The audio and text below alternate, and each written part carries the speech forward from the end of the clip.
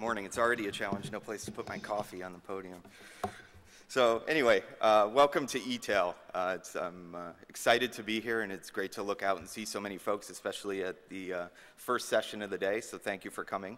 As Laurie mentioned, my name is Paul Elliott, and I'm the partner in the retail and consumer products good practice of the interactive agency Rosetta. And a big part of what I do at the agency is working with our retail clients, some of whom are here in the room today, to help them define their emerging strategies for the channel as it relates to interactive marketing. And I can honestly say, as I'm working with those clients so far this year, there's been no other time that I can look back over my career and say, wow, this is more challenging. Figuring out our plans and our strategies for the coming year are just incredibly difficult. In what I'll call business as usual times, one of the prime planning vehicles that we use is looking backwards. So we look backwards in order to figure out what's going to come ahead. However, 2010, I believe, is one of the few times where we can say that's simply not going to work. So we need to come up with an alternate approach, and so that's really what I'm here to talk about today. So let's think about that for a minute. If we look back over the history of the web, and figure out what we've done and how we've utilized that for planning. The challenge is, if we look at the last couple of years, so holiday 2008, holiday 2009, what we'll quickly realize, is that in no way, shape, or form can we really utilize that insight for our plans in the coming year. The reality is that the consumers have changed, and many of you, the retailers, have also changed. So that leads to really the topic of today, what I'm calling business unusual. These are unusual times, and so we have to take a different approach. In 2009, the consumer, as I saw it, patiently waited for the retailers to come out with these big promotions, these big savings messages. And the reality is they waited and waited and waited, and what they found is now we're at last minute, and those offers didn't come. So when they went looking for products, what they found was very limited inventory. Many of the things that they wanted to purchase were already gone, and they certainly didn't get those big discounts that they were looking for.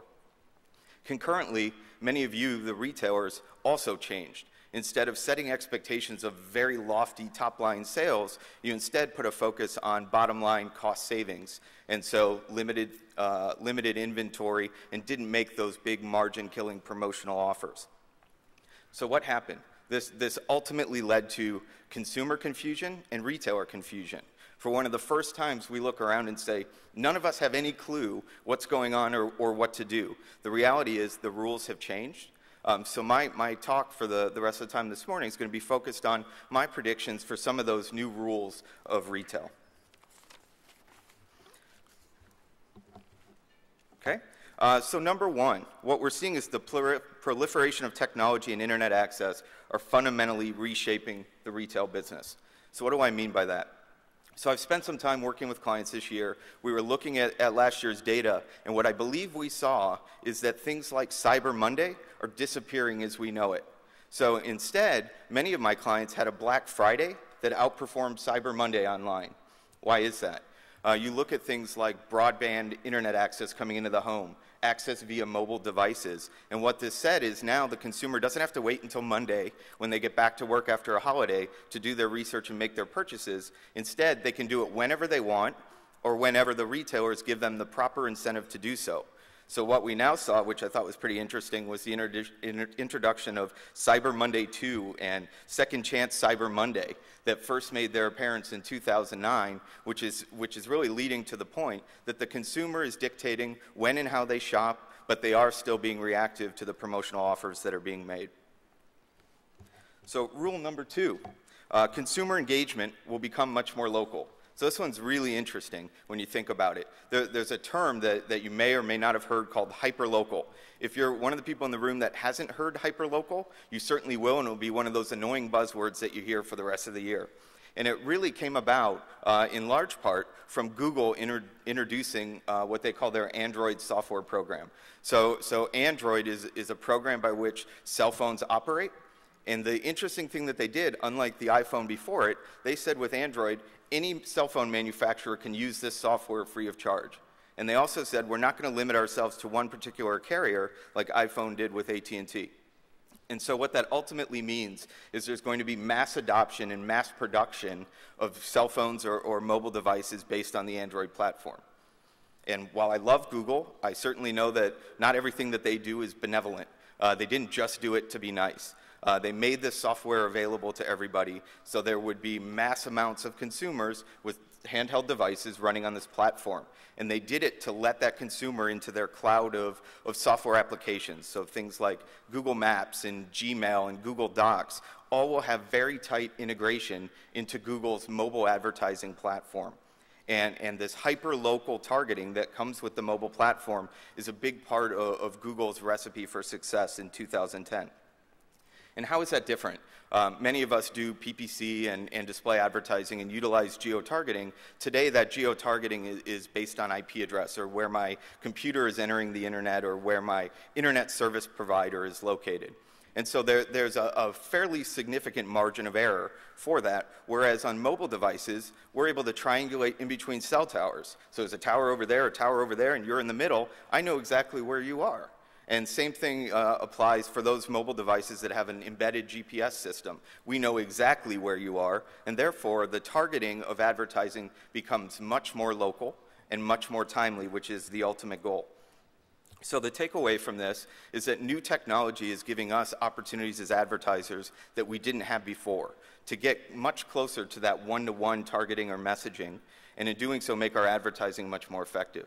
Concurrently, it's improving the receptivity from the consumer, because now the offers and messages that they're receiving are simply that much more relevant. So on to rule number 3. Mobile is no longer just for leading retailers. So it's important that you all look around and say, is mobile something that we've taken a look at and done something about? You only have to go as far as looking at the statistics or the numbers to really understand the impact that's going on in mobile. So if we look at nearly 1 in 5 consumers use their mobile phones this past holiday season to assist in shopping. And that's a trend that's certainly on the rise. Go a little bit further, look deeper at the statistics, you see something like PayPal, who registered an increase of 650% compared to the prior year in payments completed through mobile devices. Pretty amazing, and what it says is that the consumer is very comfortable using their mobile devices both for research and purchase. The problem is, it sounds like a great story up to this point, the problem is that adoption on the part of the retailers has been slow. So my company, Rosetta, we just completed an analysis of the top 50 retailers and their adoption of mobile. And what we found is only half of those top 50 retailers have what we call mobile-friendly sites, or those that degrade nicely, or those that don't require things like Flash or JavaScript in order for somebody to have a good experience on that site. Take it a step further, and the picture gets even a little bit worse. Only 30% of those same retailers have what we term mobile optimized sites, or sites that were built with the specific intention of working on a mobile device, and in many cases, conducting an e-commerce transaction over those. Lastly, if we look at it, only 10% of those retailers are what we call full mobile players, or those who have both mobile sites and have introduced mobile applications by which to engage with the consumer. So what we see is that among even the top retailers, adoption of mobile has been very slow, and the consumer is outpacing us in terms of demand. So the takeaway from this rule is that 2010 has to be the year that we get serious about mobile and invest in the infrastructure. The consumers are saying they want to engage with us in that channel, and we need to meet them there. While we're on the mobile topic, here's my shameless plug for Rosetta. We're doing a giveaway at this show. I think it's pretty exciting, giving away the new Apple iPad. So take the time when you have a chance to send a text message to keyword Rosetta and to the number 95495, and you'll be entered to win the Apple iPad. All right, so shameless plug done. Let's go back to the rules. So rule number 4, search is becoming real-time and highly personalized. It's really interesting. At all of these shows, search has been a hot topic, whether it's eTail, whether it's a search engine conference. It's always a hot topic, and this year is going to be no different, but it's for a different reason. We all know a lot about search. We know it's important to our business. What we may not know is that big changes are coming. So quick show of hands, how many of you have heard of Google's caffeine update? Okay, so small percentage of the room.